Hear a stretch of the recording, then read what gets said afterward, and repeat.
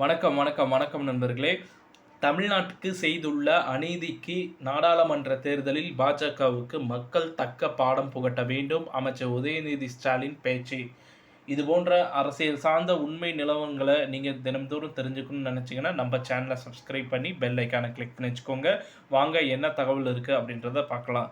அம்பத்தூரில் தமிழ்நாடு மற்றும் இந்தியாவிற்கு செய்துள்ள கேடுகளும் அநீதிகளுக்கும் 2024ஆம் ஆண்டு நாடாளுமன்ற தேர்தலில் பாஜக மன்னிப்பு கேட்க வேண்டும் அப்படின்ற மாதிரி அமைச்சர் உதயநிதி ஸ்டாலின் பேசியிருக்கிறாரு. அம்பத்தூர் பகுதி திமுக சார்பில் கலைஞரின் நூற்றாண்டு விழாவை முன்னிட்டு ஏழைகளுக்கு நலத்திட்ட உதவிகளை வழங்கும் விழா சென்னை பாடியில் பார்த்தீங்கன்னா நேற்று நடந்தது. நிகழ்ச்சியில் அமைச்சர் உதயநிதி ஸ்டாலினுக்கு அமைச்சர் பி.கே. சேகர்பாபு செங்கோலை பரிசாக வழங்கினார். இதைத் தொடர்ந்து பொதுமக்கள், தூய்மை பணியாளர்கள், கர்ப்பிணிகள், கல்லூரி மாணவர்கள், விளையாட்டு வீரர்கள், திருநங்கைகள் உள்ளிட்ட 2000 பேருக்கு பார்த்தீங்கன்னா நலத்திட்ட உதவிகளை அமைச்சர் உதயநிதி ஸ்டாலின் வழங்கி பேசியதாவது, தமிழ்நாட்டை பொறுத்தவரை கலைஞருக்கு முன் கலைஞருக்கு பின் என்று பிரிக்கலாம். தமிழ்நாட்டு மக்களுக்கு எந்த நேரமும் உழைக்கக்கூடியவர் நமது முதல்வர். கலைஞர் வழங்கிய தொலைக்காட்சி பெட்டி இன்றும் அனைவரின் வீட்டில் உள்ளது. திராவிட மாடலுக்கு அடித்தளம் போட்டவர்கள்தான் கலைஞர். வருமுன் காப்போம் திட்டம், சுகாதாரத்துறையில் கலைஞர் செய்த புரட்சி. நாம் ஆட்சிக்கு வந்தது கொரோனா நேரம்.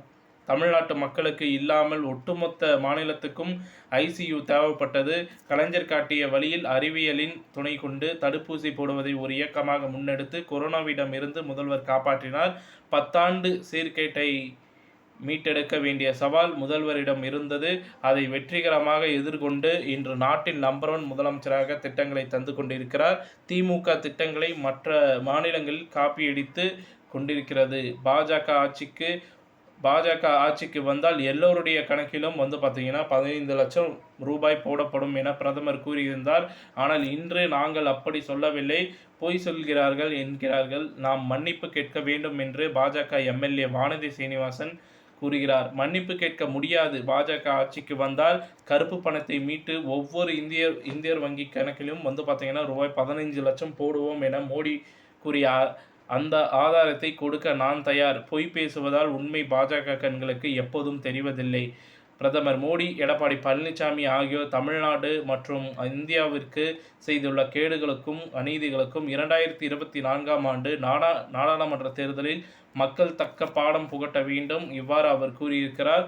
நிகழ்ச்சியில் T R. Balu, MP mayor Priya, எம்எல்ஏக்கள் ஜோசப், சாமுவேல், தாயகம் கவி, மாவட்ட இளைஞரணி அமைப்பாளர் டி. லோகேஷ் உட்பட பலர் கலந்து கொண்டனர்.